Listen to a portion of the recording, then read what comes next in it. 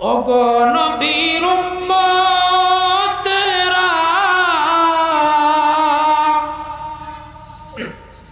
হয়ে আজি দিশেহারা, ওগো নবীর উম্মতেরা হয়ে আজি দিশেহারা। কোরআন হাদিস ছেড়ে চলো যখন যাহা চাই মনে, নবী বিনে কে পারাবেন পুলসিরাত মিজানে, নবী বিনে কে পারাবেন পুলসিরাত মিজানে। ও যুবক ভাই, পদ্মার আড়ালের মা, একটু দিনের কানটা লাগায় শুনবেন রে বাবা।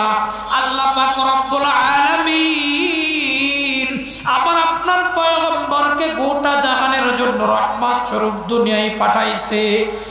আমার নবী গাছের জন্য রহমত, আমার নবী মাছের জন্য রহমত, আমার নবী চন্দ্র সূর্যের জন্য রহমত, আমার নবী গোটা জাহানের কুল কায়নাতের জন্য রহমত।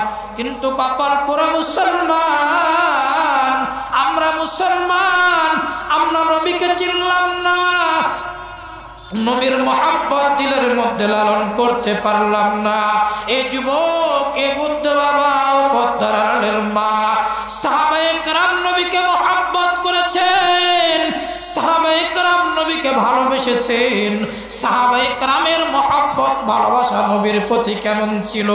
সাহাবায়ে কেরাম নবীকে এমন মোহাব্বত এমন ভালোবেসেছেন, সাহাবায়ে কেরাম পয়গম্বরের জন্য নিজের জীবনটা কুরবানি করতে রাজি ছিল। কথা বলেন ঠিক কিনা? নবীর উম্মতের দল সাহাবায়ে কেরাম আমার আপনার পয়গম্বরের জন্য নিজের বিবি বাচ্চা ত্যাগ করতে রাজি, প্রতিবেশীদেরকে ত্যাগ করতে রাজি, নিজের ঘর বাড়ি ত্যাগ করতে রাজি, আপনজনদেরকে ত্যাগ করতে রাজি। কেন কেন রে মুসলমান? সাহাবায়ে কেরাম কেন আমার মায়ের নবীকে এত মোহাব্বত করতেন, ভালোবাসতেন?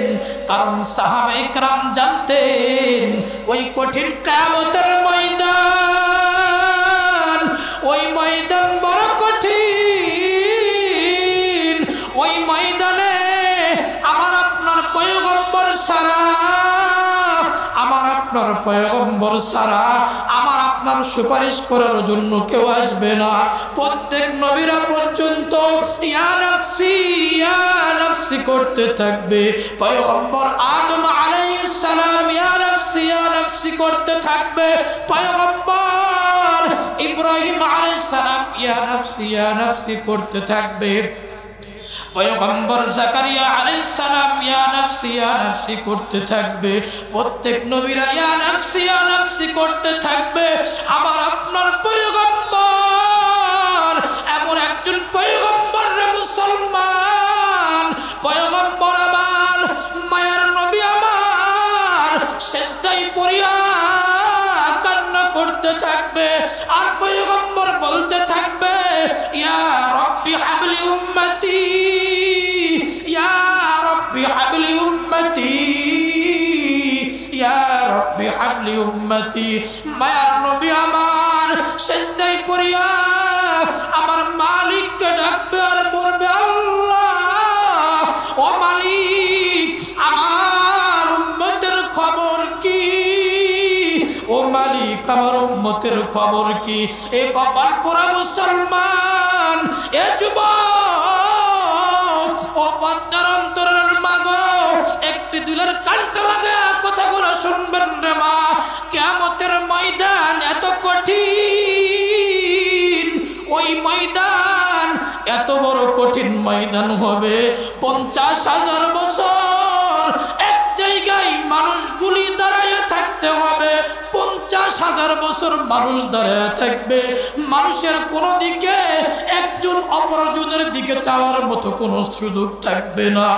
এত কঠিন একটা ময়দান। মাথার উপরে যখন সূর্যটা এসে এমন একটা তাপ দেওয়া শুরু করবে, মাথার মগজগুলো ফেটে যাবে রে ভাই। এ যুবক ভাই, এত কঠিন একটা ময়দান, এই ময়দানে নিজের মা নিজের বাবা পর্যন্ত নিজেদের সহযোগিতায় আসবে না। নিজের মা আল্লাহ পাক রব্বুল আলামিন, আমার আপনার কথা নয় রে ভাই। আল্লাহ তাআলা বলেন কুরআনুল কারীমের মধ্যে ঘোষণা করেন, কিয়ামতের ময়দান এত বড় কঠিন, ওই ময়দানে মা তার সন্তানকে চিনবে না, সন্তান তার মাকে চিনবে না, মা তার বাবাকে চিনবে না, বাবা তার বিবিকে চিনবে না, ভাই তার ভাইকে চিনবে না। এত বড় কঠিন একটা ময়দান। এ যুবক ভাই গো, বলো তো রে ভাই, ওই দিনে তাহলে আপনজন সব থেকে কে? আমার আপনার পয়গম্বর ছাড়া ওই দিন আপন হওয়ার মতো আর কেউ থাকবে না। আল্লাহ পাক রব্বুল আলামিন এমন একটা কঠিন হুঙ্কার, আল্লাহ পাক রব্বুল আলামিন বলবেন, কে আছো আসো। দুনিয়ার অহংকারীরা কোথায়? যারা দুনিয়ায় অহংকার করতে, ফকর করতে, তাকব্বুরি করতে, কোথায় তোমরা আসো? আজকে তোমার বাহাদুরি দেখতে চাই, কেমন দুনিয়ায় বাহাদুরি করতে পারছো। এ যুবক, দুনিয়ায় অহংকারের জায়গা নাই রে ভাই। দুনিয়া আমল কামানোর জায়গা, নেকি কামানোর জায়গা। এ যুবক, অহংকারের কিছু নাই রে ভাই। কারণ দুনিয়ায় যারা অহংকার করছে, তাকব্বুরি করছে, আল্লাহ পাক রব্বুল আলামিন এই অহংকারের পতন দুনিয়াতেই যুগে যুগে দেখা দিয়েছেন। কথা বলেন ঠিক কিনা? দুনিয়ায় ফেরাউন অহংকার করেছে, তাকব্বুরি করেছে, টিকতে পারে নাই। ফেরাউন এত বড় শাসন ব্যবস্থা পরিচালনা করেছেন, এত বড় কঠিন, কঠিন থেকে কঠিন, মানুষকে হত্যা করতে দ্বিধা করতো না, মানুষের উপরে অত্যাচার জুলুম করতে দ্বিধা করতো না। কিন্তু মুসলমান এক মুহূর্তের জন্য আল্লাহর হুকুম হয়েছে, ফেরাউনকে চুবায়া চুবায়া মারছে। কথা বলেন ঠিক কিনা? এই জন্য দুনিয়ায় অহংকারের জায়গা নয়, দুনিয়া ফকরের জায়গা নয়। দুনিয়ায় যারা অহংকার করে, দুনিয়ায় যারা ফকর করে, একটু চিন্তা করবেন, রূপের জন্য মানুষ অহংকার করতে পারে। তোমার রূপ দান করেছেন আল্লাহ, তুমি সম্পদের জন্য অহংকার করতে পারো। তোমার সম্পদ দান করেছেন আল্লাহ, তোমাকে ক্ষমতার জন্য তুমি অহংকার করতে পারো। তোমাকে এই ক্ষমতার চেয়ারে বসিয়েছে আমার আল্লাহ। কথা বলেন ঠিক কিনা? সব কিছু করেছেন আল্লাহ, কিসের বাহাদুরি করো?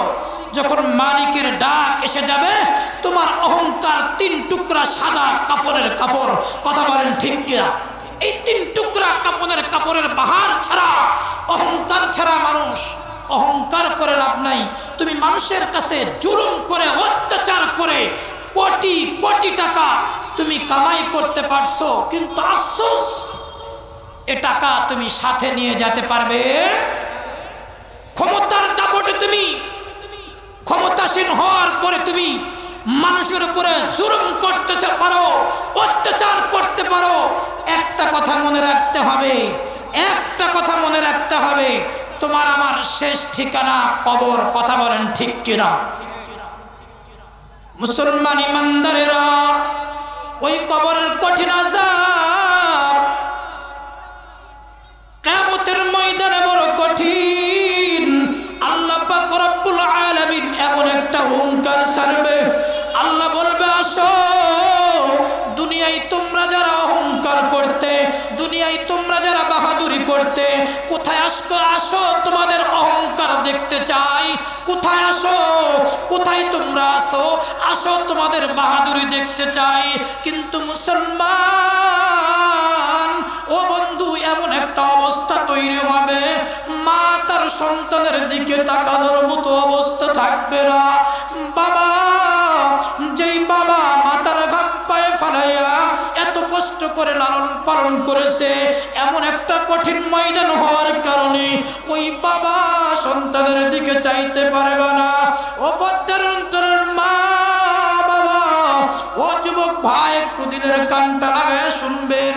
আল্লাহ পাক রব্বুল আলামিন আমার আপনার গোটা জাহানের জন্য রহমত স্বরূপ দুনিয়ায় পাঠাইছে। একটা কথা বলতে যাচ্ছিলাম, আল্লাহ তাআলা বলেন ওয়ামা আরসালনাকা ইল্লা রাহমাতাল লিল আলামিন।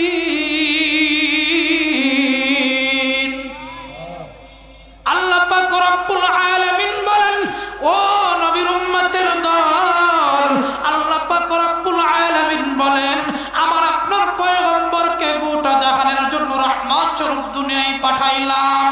কেন দুনিয়ায় রহমত স্বরূপ পাঠাইলাম? আর একটু দিনের কানটা লাগে কথাগুলো গুরুত্ব সহকারে শুনবেন রে বাবা।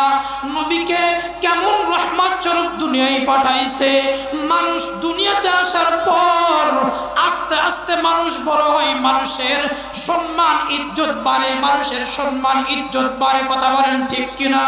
কিন্তু মুসলমান, আমার আপনার নবী এমন একজন নবীরে মুসলমান আল্লাহ পাক রব্বুল আলামিন দুনিয়াতে আসার আগের থেকেই সম্মান আর ইজ্জত দান করেছেন, কথা বলেন ঠিক কিনা?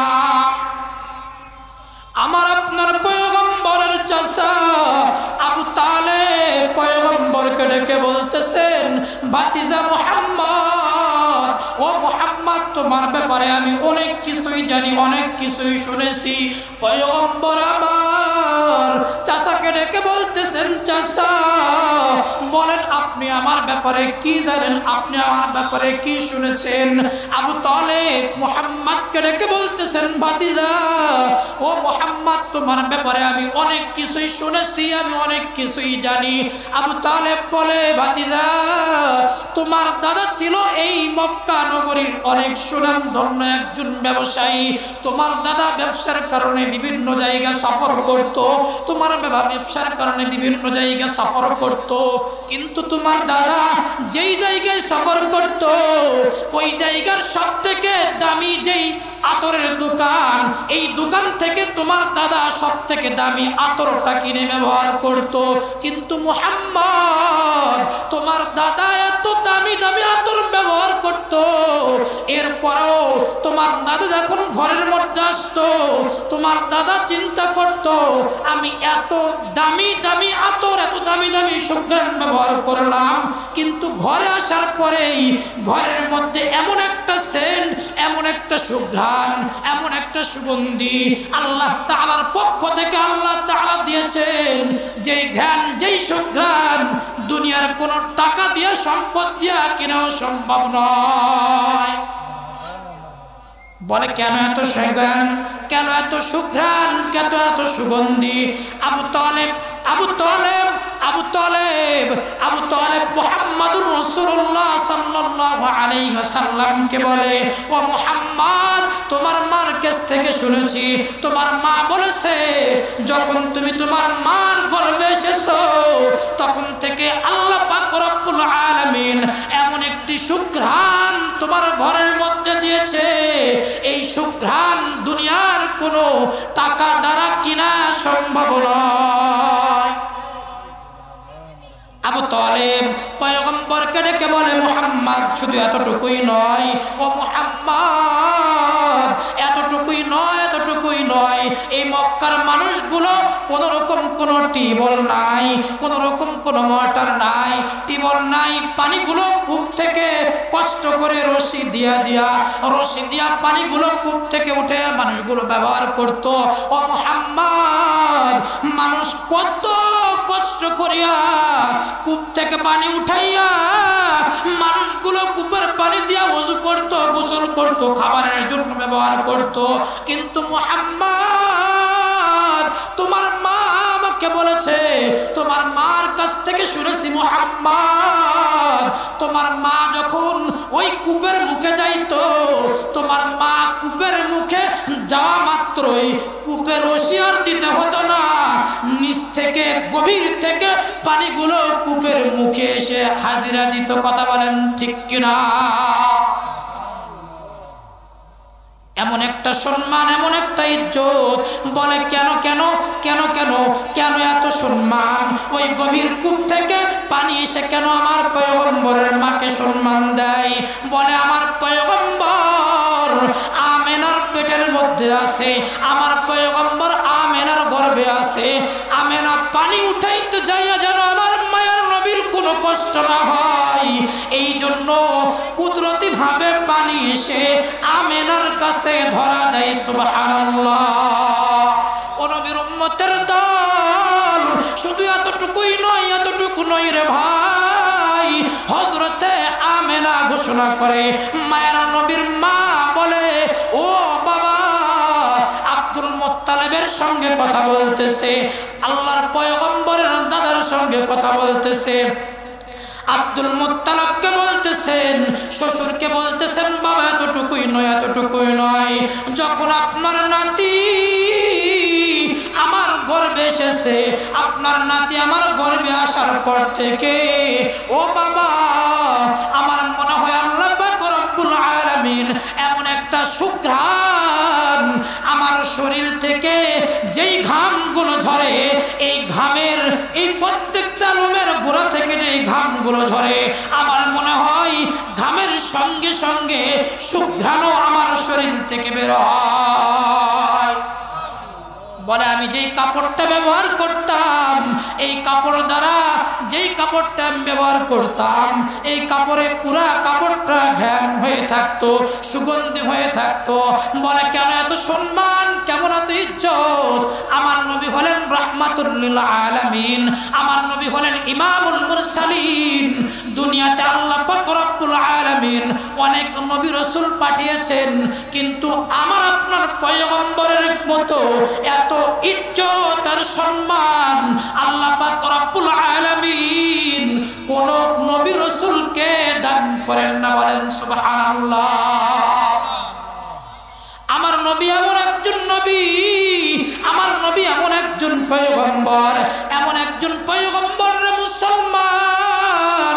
বলতেছিলাম কিয়ামতের ময়দানে পয়গম্বর আমার সিজদায় পড়ে কান্না করতে থাকবে। আল্লাহ পাক রব্বুল আলামিন পয়গম্বরকে ডেকে বলবেন, পয়গম্বর,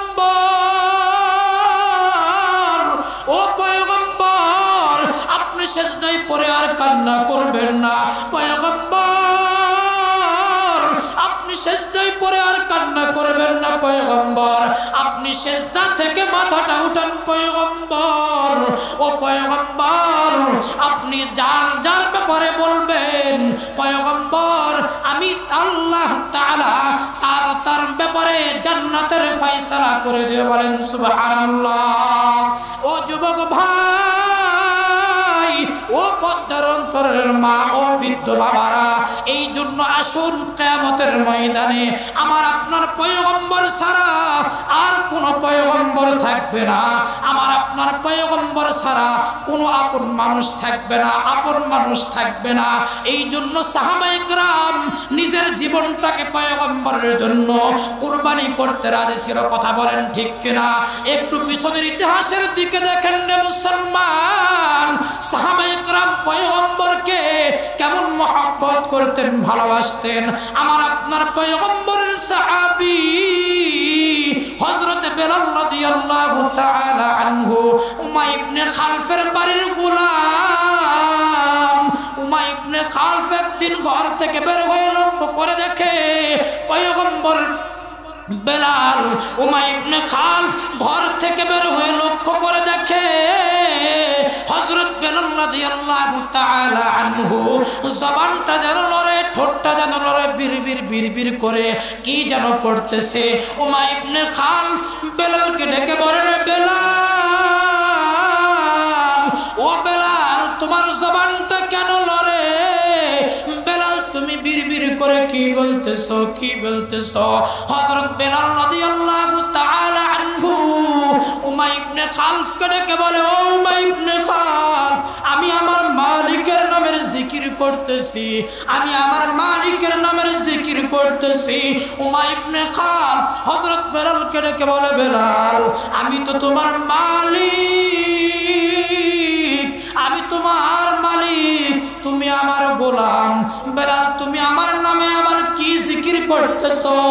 হযরত বেলাল রাদিয়াল্লাহু তাআলা আনহু উমাইয়া ইবনে খালফকে ডেকে বলে, না বেলাল, না, আমি তোমার নামের জিকির করি না। ও উমাইয়া ইবনে খালফ,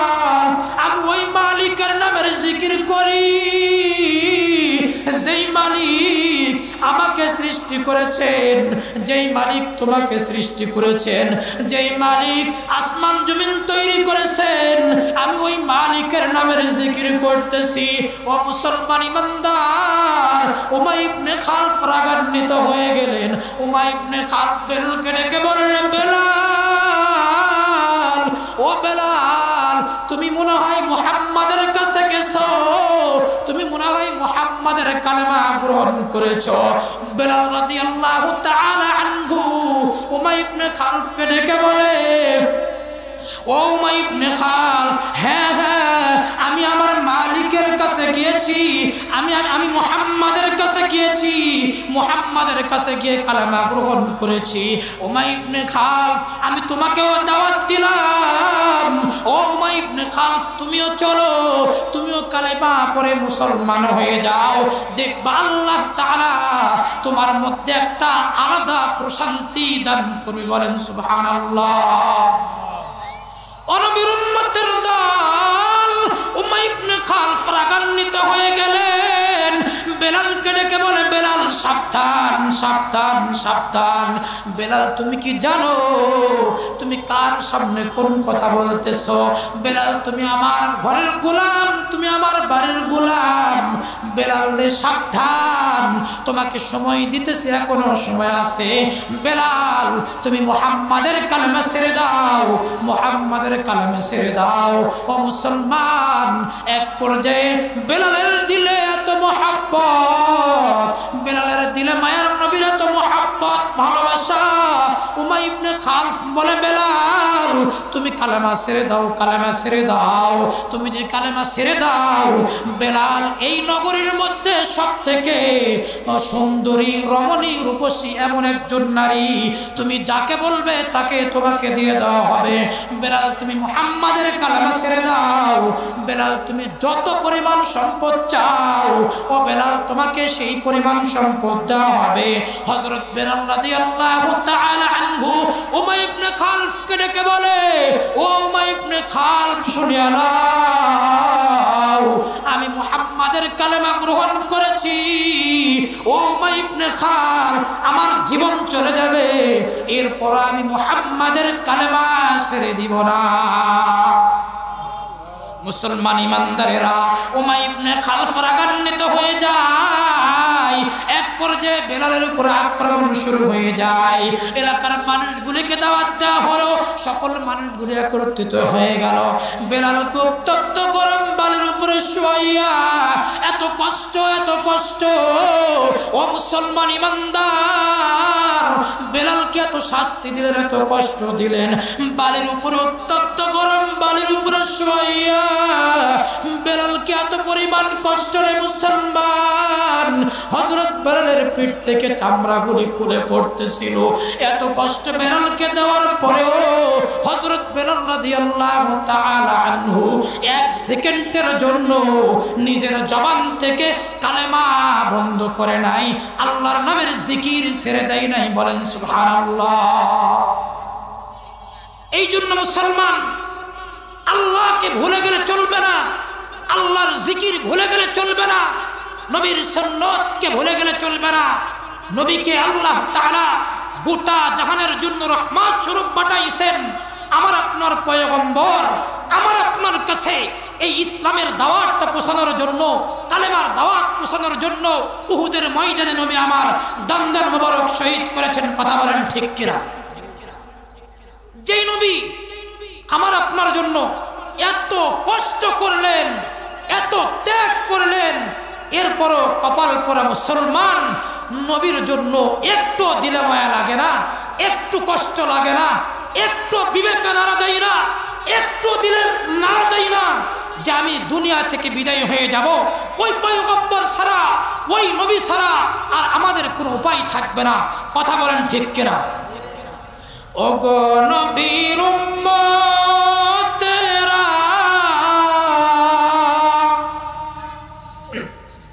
হয়ে আজি দিশে হারা,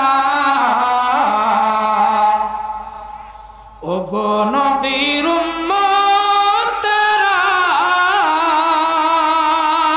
হয়ে আজি দিশে হারা,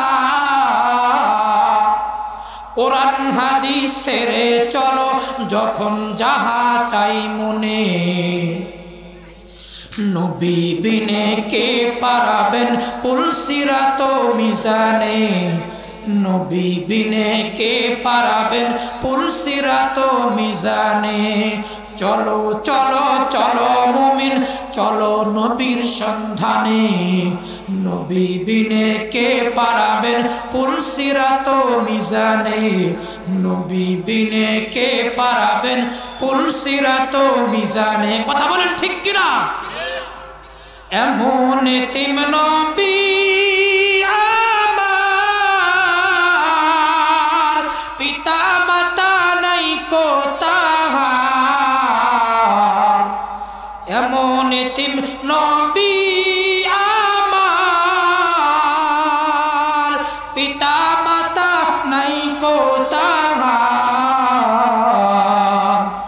এরপরে ও কত মারা মারলো তাকে দুশ্মনে নবী বিনে কে পারাবেন পুলসিরাত মিজানে নবী বিনে কে পারাবেন পুলসিরাত মিজানে চলো চলো চলো মুমিন চলো নবীর সন্ধানে নবী বিনে কে পারাবেন পুলসিরাত মিজানে নবী আমার জীবন ভরে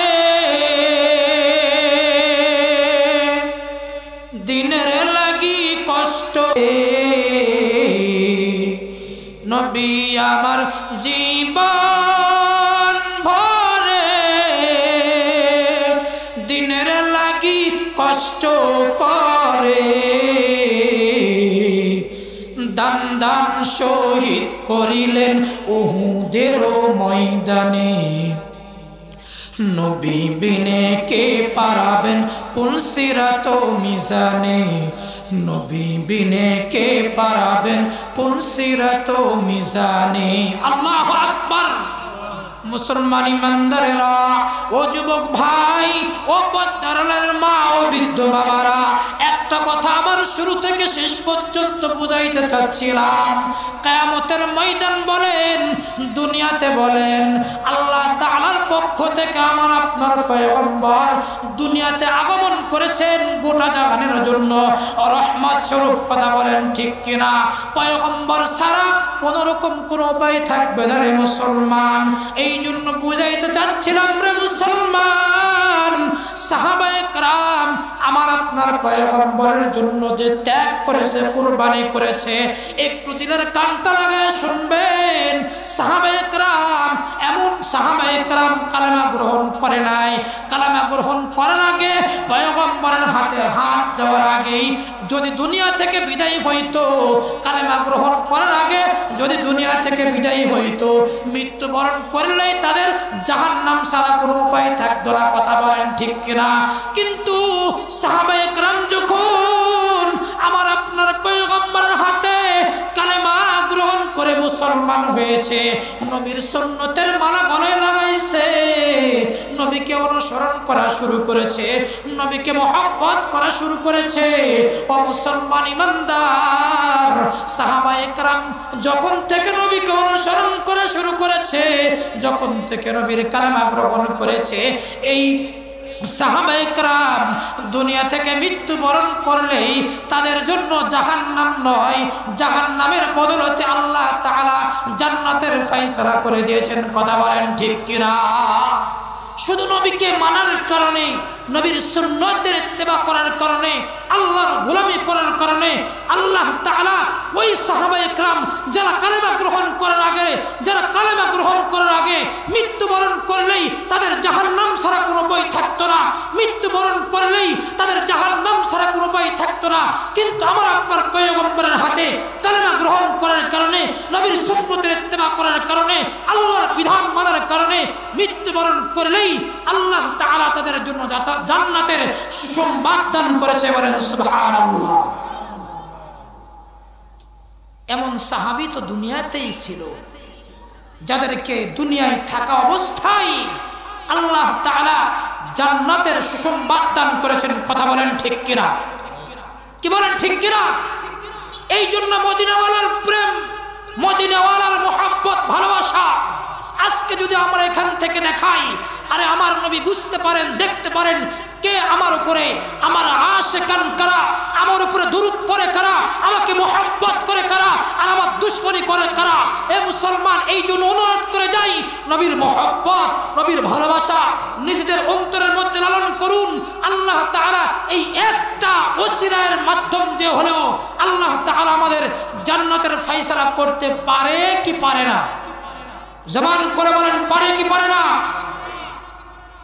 নবী মদিনাওয়ালার সঙ্গে প্রেম মোহাব্বত লাগাইতে, নবীর সুন্নতকে আঁকড়ে ধরতে রাজি আছেন তো ইনশাআল্লাহ? মদিনায় যাইতে কার কার ইচ্ছা আছে তো হাত উঁচু করে দেখান, আওয়াজ করে বলুন আল্লাহ আল্লাহ। একবার হলো আমাদেরকে মদিনায় যাওয়ার মতো তৌফিক দান করুন, বলুন আমিন। মদিনা যাইতে পারলাম না, মদিনা দেখিতে পারলাম না, আমি অসহায় তাই তবু দূরে রই, শুধু সালাম জানাই। মদিনা যাইতে পারলাম না, মদিনা দেখিতে পারলাম না, মদিনার নাম কত মধুর, মদিনা আর যে কত দূর, ওই মদিনার পথের ধুলি আমি, ওই মদিনার পথের ধুলি আমি মাখতে পারলাম না, মদিনা যাইতে পারলাম না, মদিনা দেখিতে পারলাম না, আমি অসহায় তাই তবু দূরে রই, শুধু সালাম জানাই। মদিনা যাইতে পারলাম না, মদিনা দেখিতে পারলাম না, মদিনা নাম কত সুন্দর, মদিনা কেড়েছে অন্তর, ওই মদিনার পথের ধুলি আমি মাখতে পারলাম না, মদিনা যাইতে পারলাম না, মদিনা দেখিতে পারলাম না,